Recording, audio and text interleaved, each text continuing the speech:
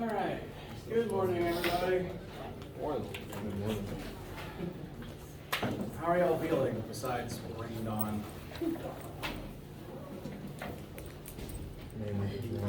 That's fair. Rained on and also probably stepped in a puddle. I know I did.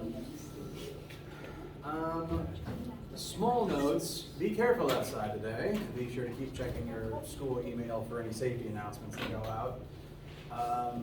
I'm making it an official homework assignment for you to be as safe as possible. We're gonna get a grade for that?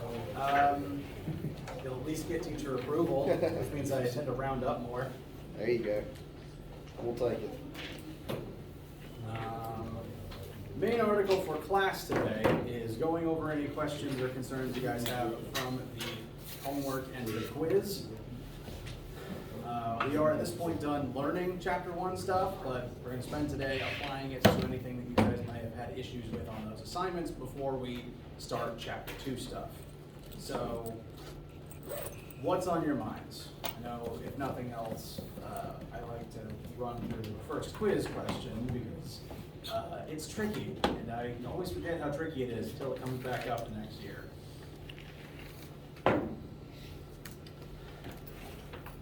So, what is on your minds and what difficulties have you encountered? I'll get a list going so we know what to talk about.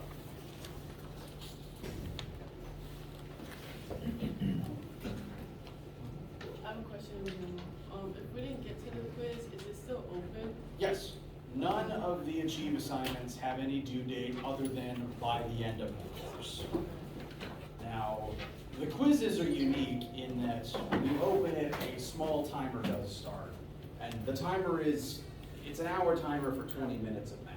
The question is just, can you do it in kind of a simulated safe test environment? Now, weirdly, Achieve has put kind of a 5-attempt cap on the quizzes, which I actually don't appreciate. I'm arguing with the settings to try to increase that number.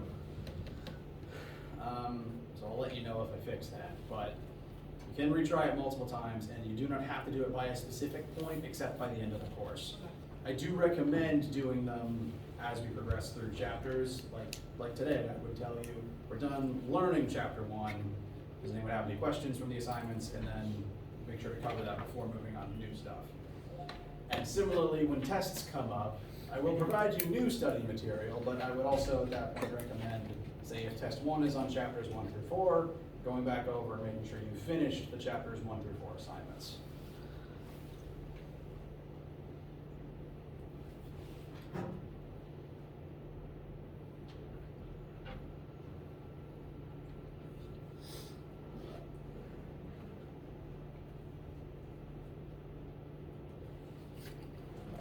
Well, if nothing is big on your minds right now, I would still like to talk about the first quiz question because it's very puzzly, and because I've done it several times, I always look at it at the start of a semester and I think, oh yes, this will be fine. And then as the physicist, I always forget that what it's asking isn't always necessarily intuitive if you don't study physics the way I do. So I want to talk about what it's asking and how to actually figure that out. Now, on all assignments, quiz or homework, every student will have different numbers. The numbers are randomly generated for each assignment. And in fact, since my teacher view randomizes it every time I load the assignment up, so if I change questions and come back into it later, the numbers will change again. So for all those reasons, when I'm talking about online assignments with you guys, I will be focusing primarily on formulas, methods, and techniques more so than just getting you a number answer, because you'll all have different number answers. Now, I do still encourage you guys to work together on homeworks, because even if you have different number answers, the formulas and steps you take are all still the same. So if one part of your group figures it out, then they can learn it better by teaching it to people, and the people who didn't figure it out first can learn it from their classmates. So it's just good all around. So even if the number answers are different, do still work with each other on homeworks. That's encouraged. It's a designed part of the class. And again, since the numbers are random, I want to try to focus on the what and how of this question I will demonstrate calculations, but you should always note your numbers are different. Don't just put my number answers straight into your program. So, this is quiz question number 1. And it's puzzly for a few reasons. One, the things, it asks its questions in kind of an odd way. And 2, a couple of my students don't know what a mongoose is, which is fine. To the uninitiated, mambas are snakes, and mongoose are these little cat weasel things that are famous for very viciously hunting and eating snakes. Hence why they've been set against each other in this example. Here we have a snake that has been accidentally come face to face with a mongoose, which would be like you or I wandering through the woods and suddenly coming face to face with an alligator. You don't want to be there. You want to get away from there as much as possible. And since the mouth is the most dangerous part, the snake wants to get its entire body away from the mouth of the mongoose.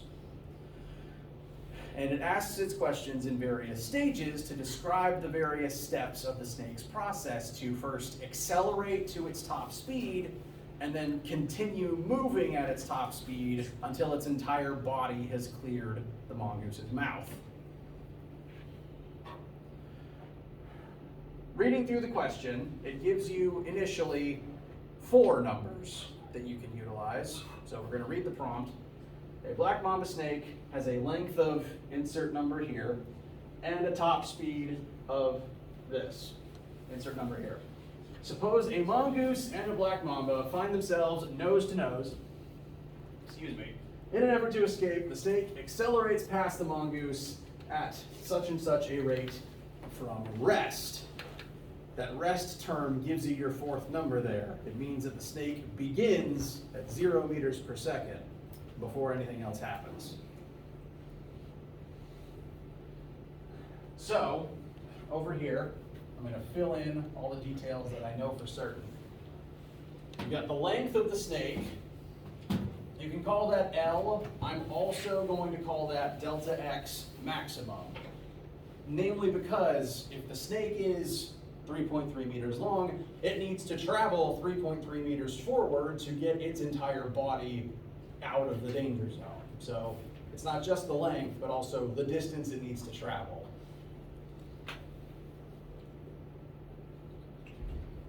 Initial speed is 0, because it starts from rest. This is a standoff until draw, and then it whips out of the way as quick as it can. Its max speed is listed. For me, that's 4.40 meters per second. It gives a variable acceleration. For me, that's 7.19 meters per second squared. And the first thing it asks is, how much time, I'm going to try to use the same terms it does actually. How much time does it take the snake to reach top speed? The assignment calls that T-top, the time it takes to reach top speed. So I'm going to use the same labels over here.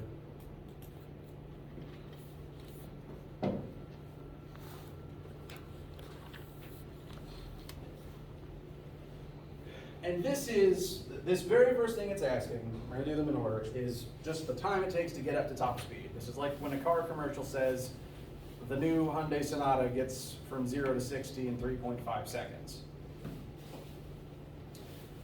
It's asking these questions in a certain sequence because eventually we want to know how much time does it take the snake to completely get out of the way so that we know in what number of seconds, so that we can compare that to the mongoose's reaction time.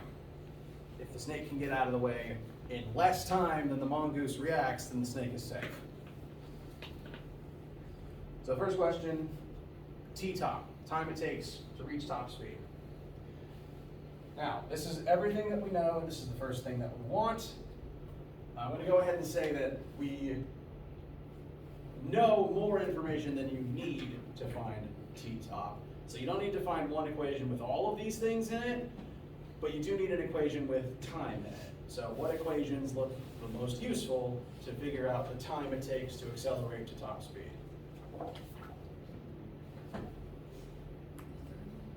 Formula 3 is a good option, and we will use it. We will use Formula 3. I've actually got it here. The reason I wouldn't recommend using this for the first part, I would recommend using it for the second part, which I will demonstrate later. But this is not the best option for the first part, specifically because you don't know the distance it takes the snake to cover to get up to top speed. And because you don't know that distance, you don't know the distance it covers for this part, then you can't actually determine exactly how much time it takes for this part of the exercise. Because we don't know for certain yet if the snake moves its entire body out of the way during this window of time. Maybe it only, if the snake is 3 meters long, maybe it only takes 1 meter of slithering to get up to top speed. We don't know that for a fact yet. All we do know for a fact is it's going to accelerate from here to here in some amount of time. We don't know the distance that takes yet. So we're going to pocket Formula 3 for later. Good insight. I would next recommend examining Formula 2, because we need something that has time in it, and Formula 2 is the definition of acceleration. The snake accelerates, the speed changes, and that takes a certain amount of time. You can rearrange this to get time to top equals change in velocity over acceleration. And as a reminder, delta anything is final minus initial, which I will rewrite. And we do know the snake's top speed and its initial speed. So since it's going from rest to max, my number is 4.4 minus 0 is just 4.4.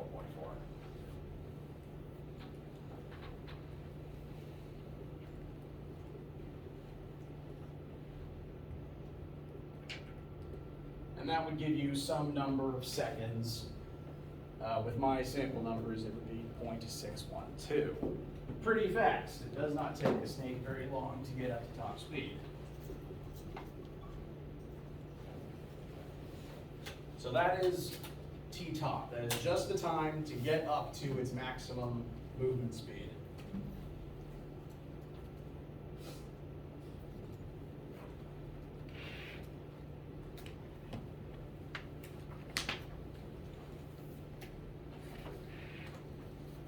That's weird.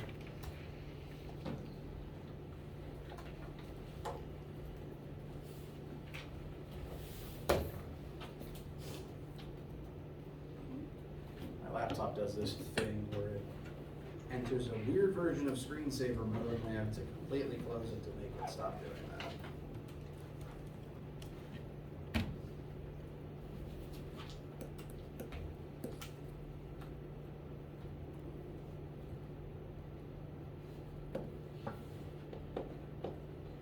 There we go. Any questions arriving at time top?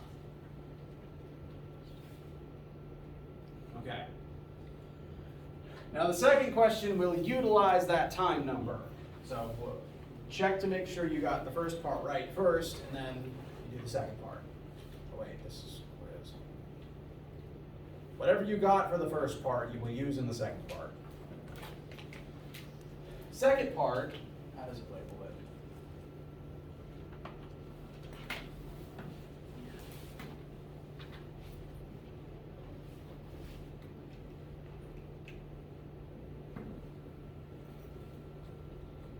The next thing it asks is, in this amount of time, the time it takes the snake to get up to top speed, how far does it actually travel during that amount of time? Because again, if you're in a car and you hit the gas, not only does it take 3.5 seconds or whatever to hit top speed, it also takes some amount of wind-up distance to get there. So the snake will be moving forward as it speeds up, and we want to know how far it moved during that amount of time. Because if it moves more than its own body length, it would already be clear of the mongoose, which would be great.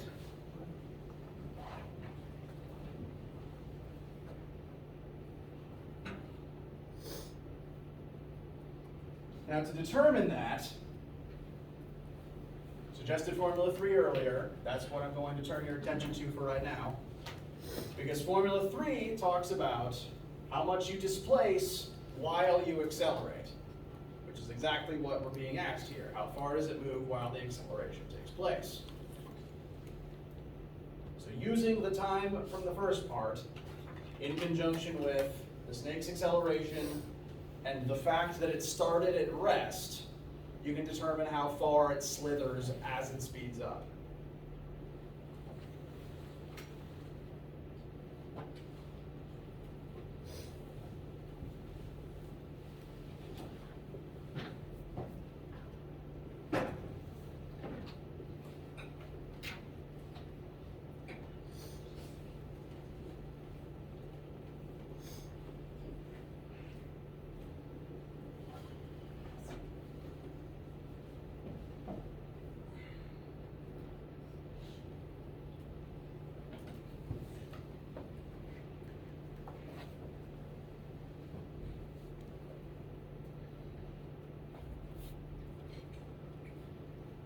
Yes.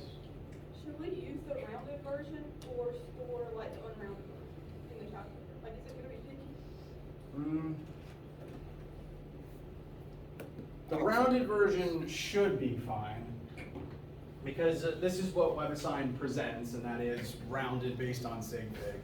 WebAssign Achieve. I use too many different softwares.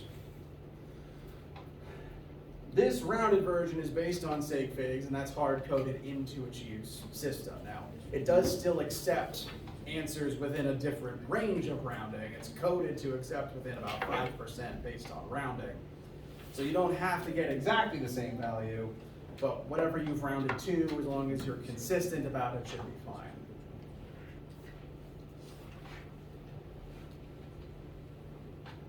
Would you get 1.35 meters Say again? at the end of that equation?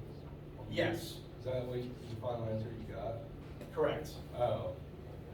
This, and again, this represents how far forwards the snake moves during the acceleration process. And to get that number, this is displacement of the snake as it speeds up. Velocity initial is 0, so this whole piece just goes away. Gesundheit, whoever that was. Then we've got 1/2 times the acceleration times the time from the first part squared, excuse me. So do you do the 1/2 times 4.4 first, and then when you get from that, you multiply by 0.612 squared, whatever our number would be? Yes, and well, you could input all of that at once. I'd say the most important thing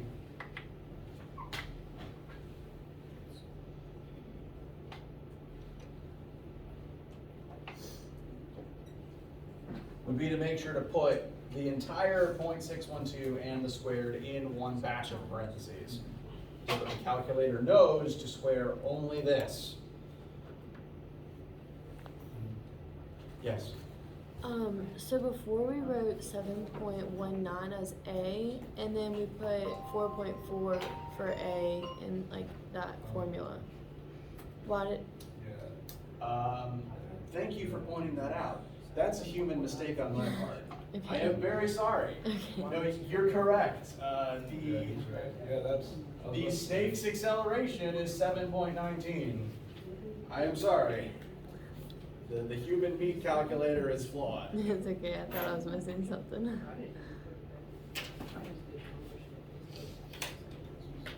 Your own work is good. There's more ways to do it than just what I put on the board, especially when I put the wrong number in by accident.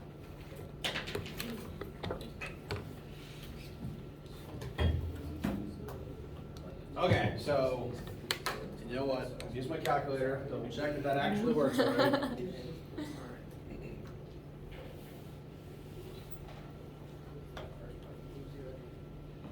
All right. The cold computer logic one agrees. Now we're straight. Is yours a touchpad? It is not. This is my wife's, which is slightly newer than mine because I got into math at a younger age.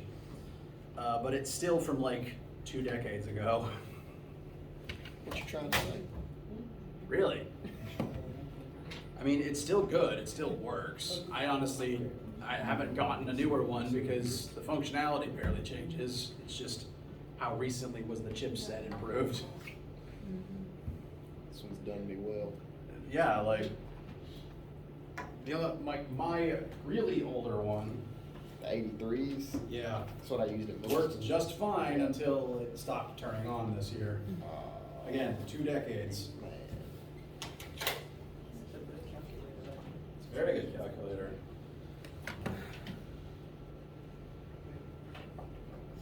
All right. Feel all right for parts 1 and 2? Third part is where things get riddly, like a riddle. Now notice, again, your numbers will be different, but this will be consistent across all of them. My snake is 3.3 meters long, and it only covered 1.34 meters of distance during this speed up process. Meaning that it's not completely clear of the mongoose yet if it's just trying to dart past it as quickly as possible.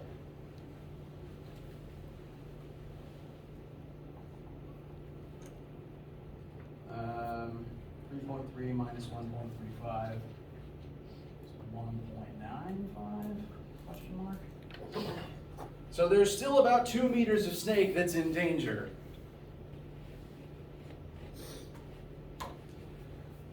And so what part 3 is asking you to do in a roundabout way is determine how much longer it will take the snake to get the rest of itself out of the way of the mongoose's face.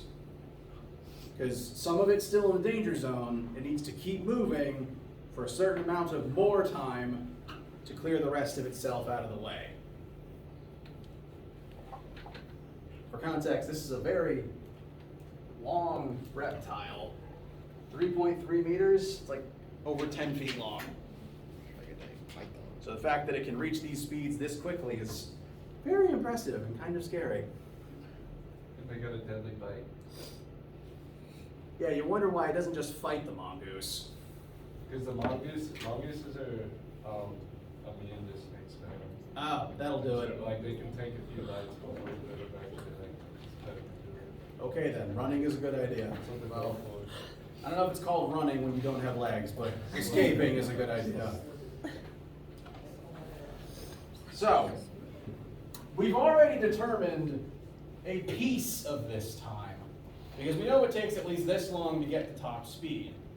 So that final answer it's looking for is, it wants to know the little extra piece in addition to that 0.612 to completely clear the mongoose's face.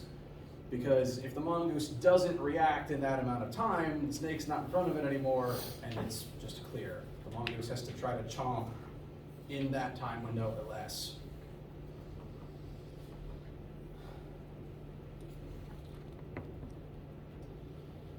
So we have some of the time, we just need to figure out the rest of it. In order to do that, the first step is figuring out how much of the snake is still in danger. With my numbers, 1.35 meters has cleared the mongoose's mouth.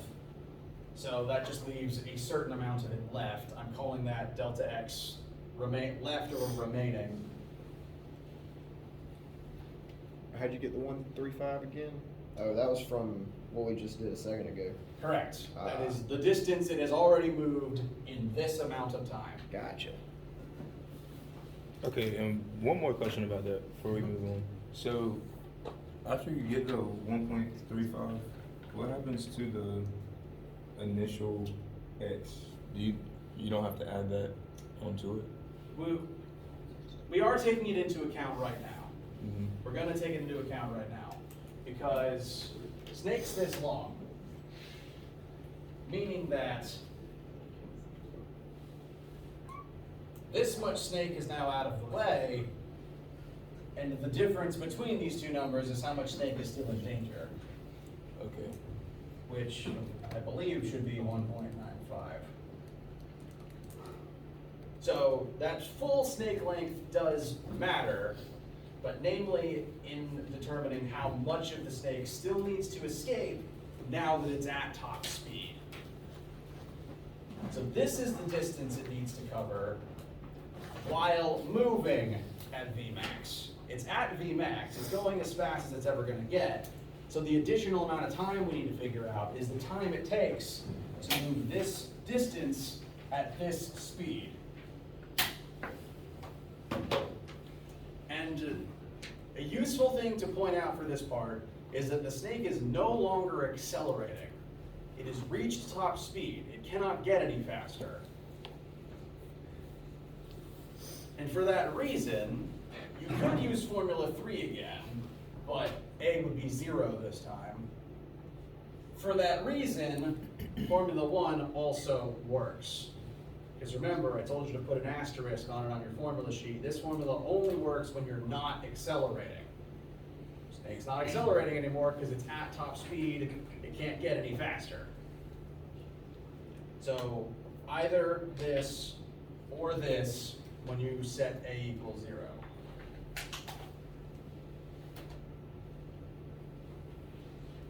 Where'd you get the 1.95?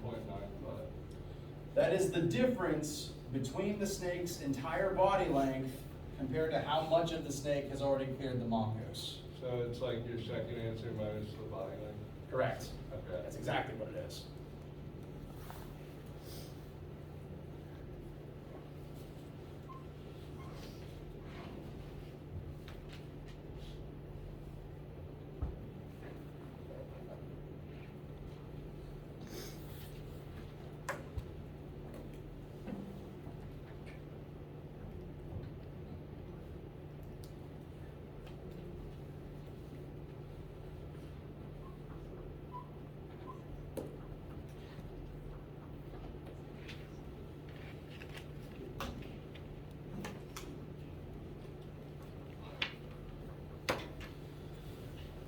Now, solving either Formula 1 or 3 to find that remaining piece of time, it's going to be a small number, and in fact, smaller than the first time that you found. Once you find that time, for me it's about 0.44 seconds, you would need to add that to the first time you found, which would give you the entire amount of time it takes the snake to escape.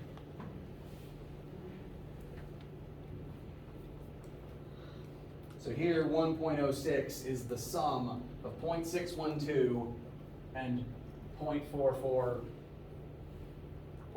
It doesn't factor on that last digit.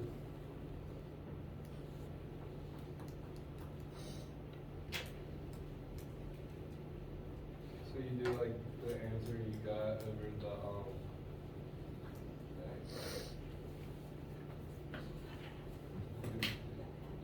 so you're using the V equals delta X over delta T. Correct. Delta X is the answer you just got over the acceleration. Not the acceleration.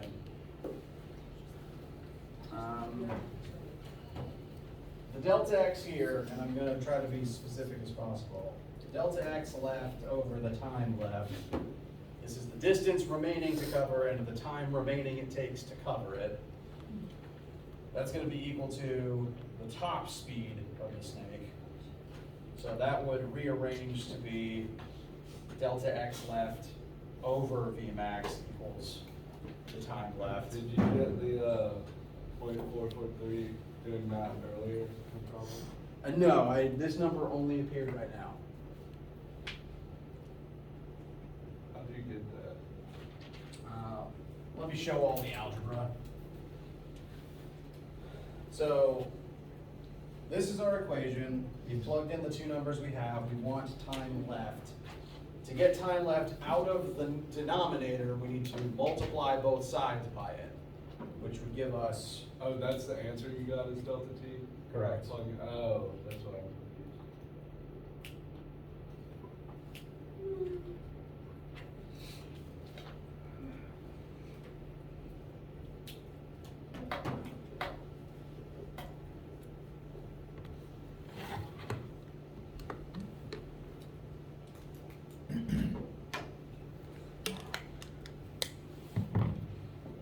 So that is the time it takes to get the last 2 meters of itself out of the way. That time, added with the time it already spent getting up to top speed, gives you the total time it takes for it to get completely out of danger. And if the mongoose doesn't react in this amount of time, the snake's probably safe.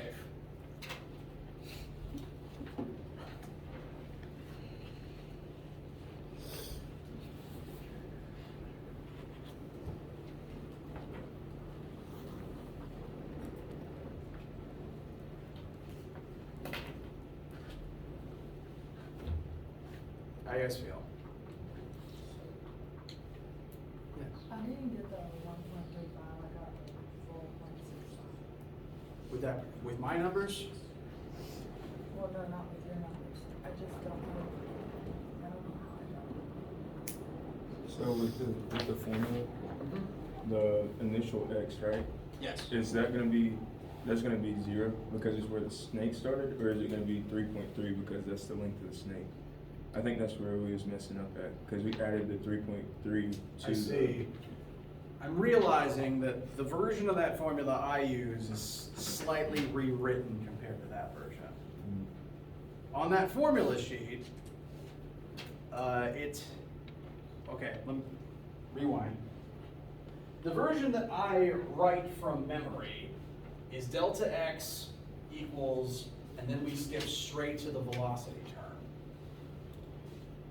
The version on the formula sheet is what happens when you separate delta x into x final minus x initial and send x initial to the other side.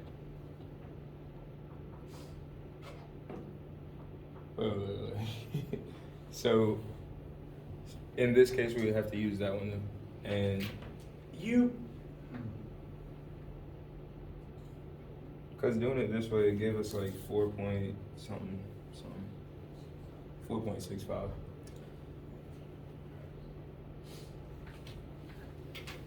Okay. Now that tells me that you didn't do any calculations wrong, because 4.65 minus the length of the Right. snake is the distance it moves forwards.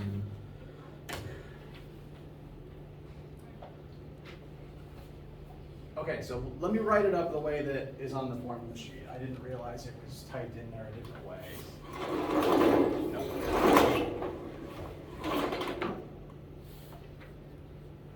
And more boards.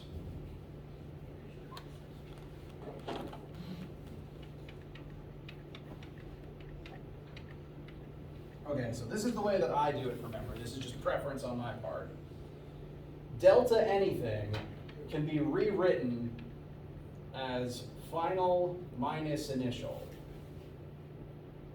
That's true for any delta you see in any equation, because that implies a change, and this is how you calculate the change from something from start to finish. Then the one on the formula sheet takes this x initial and adds it to the other side to get rid of the negative. Bless you.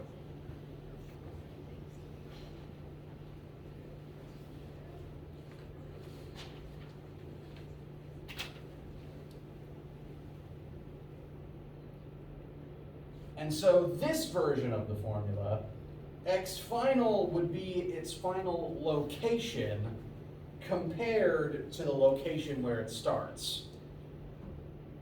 Whereas when I write delta x, that is, how far does it move in this amount of time? What is the distance traveled compared to where is it versus where it started? So that's x initial, that second x? Yes, this is x initial. X with a subscript of 0 or x with a subscript of I would be the initial location. So is that how you got the 1.06 with that equation?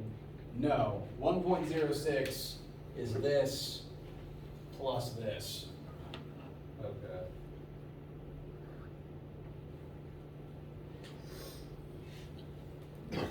And so, to use this correctly, what I would do, if the goal is to figure out how far the snake travels in this opening period of time,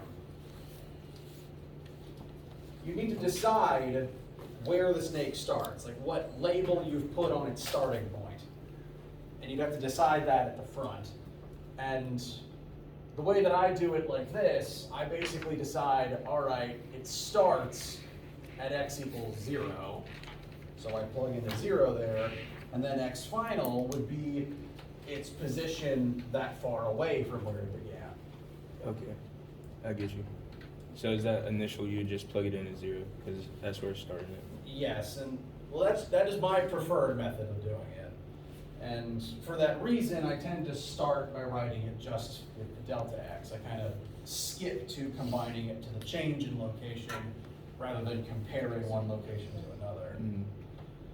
Doesn't mean this is wrong, it just means it It's an extra it's step. from a different perspective. I get you. This is how far do you move regardless of where you start. This is where do you end up compared to where you began.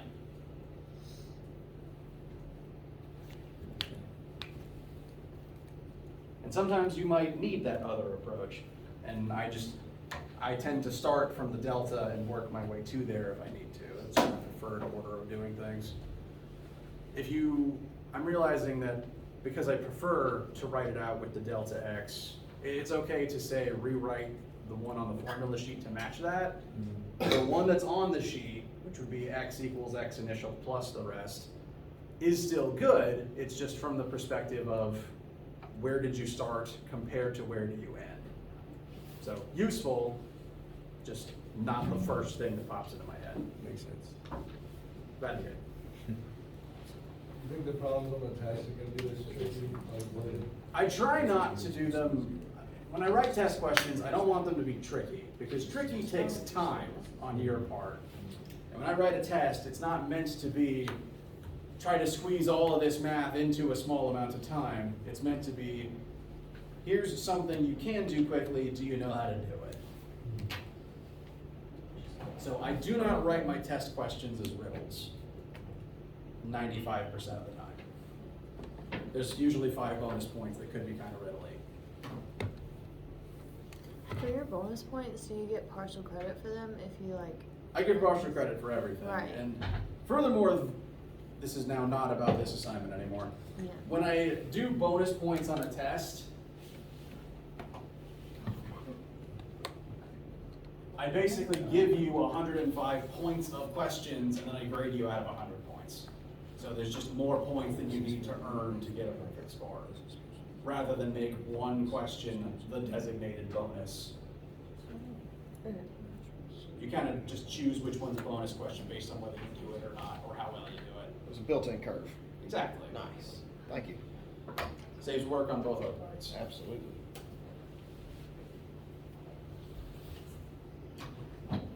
I do it on the exam too, and on everything I grade myself, I get partial credit for literally everything you write.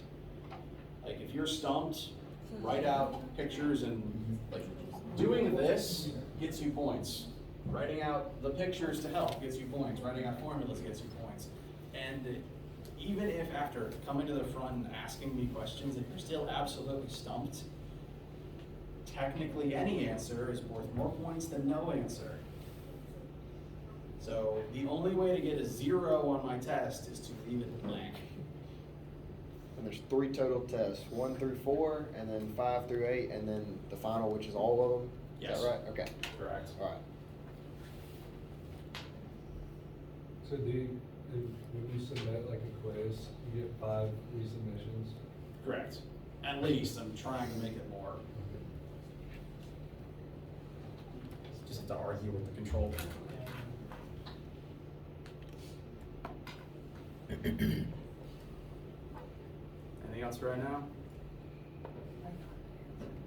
Excellent. Very glad to hear it. Okay. We're a little light on time, and I don't want to keep you on a miserable day outside. I want to briefly look at one of the homework questions. Wait, did a hand just go up? When you teach for any amount of time, suddenly any motion out of the corner of your eye that looks like a hand is like, question? Swirl? So So if you move and I'm like, question, question, that's why I've Pavloved myself.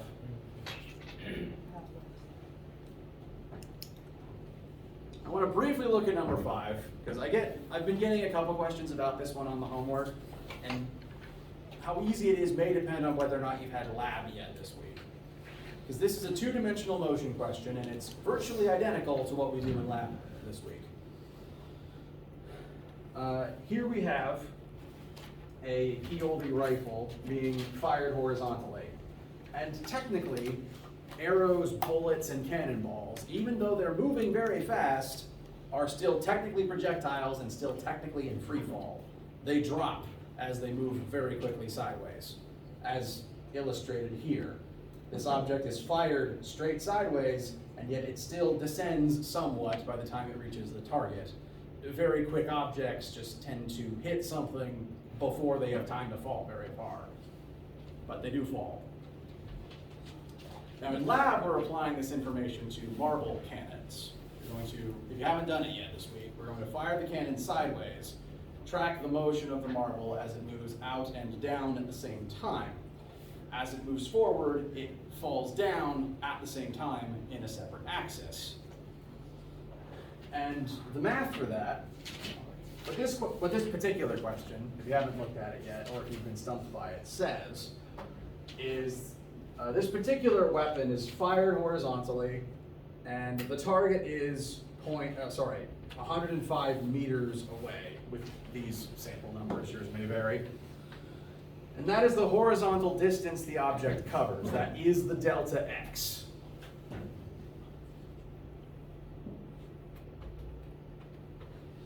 Keep misplacing my good marker. Now it works.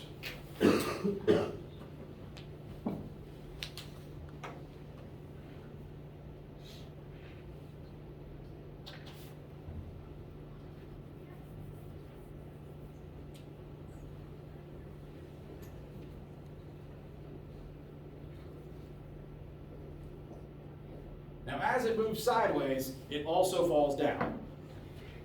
And they chose to give you that vertical drop information in kind of a weird way. It gives you this table listing numerous drops over numerous trials. You need one delta y for your math, and that one delta y is the average of this chart. This is numerous trials. One would average them together to get the most consistent average drop. Looking at these numbers, I'd estimate that's probably about 6.5 centimeters, which I would then convert to 0.065 meters. And that represents how far the bullet drops down as it moves sideways separately. And the objective would be to track that motion through each axis separate from one another. Yes? Where'd you get the negatives? That is a good question. I did kind of skip ahead a little bit. Keep in mind, delta anything is final minus initial. And there's a couple, why did it fade like that? Oh, that's why.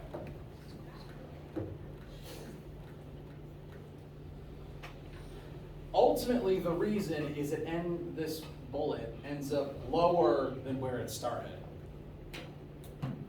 So either it lands at a height of 0 and it started 6.5 centimeters above that point, or it started at 0 and it fell to a 6.5 centimeters below that. Either perspective gives you a negative displacement of the y-axis. It really just means it is lower than where it started. It is moving to a lower elevation. I guess I was just confused on where you pulled the number from to get the final one. Oh, yeah, I kind of just did a quick average of all these numbers. And then from That's all. centimeters- 6.6. Where the apples are. And then from centimeters to meters.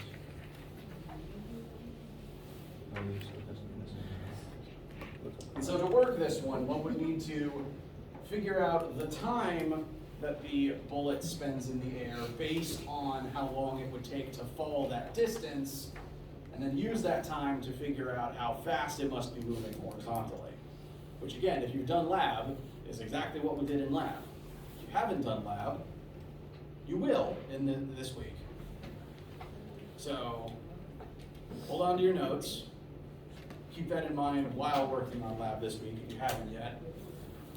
And any questions, comments, concerns, etc. for right now?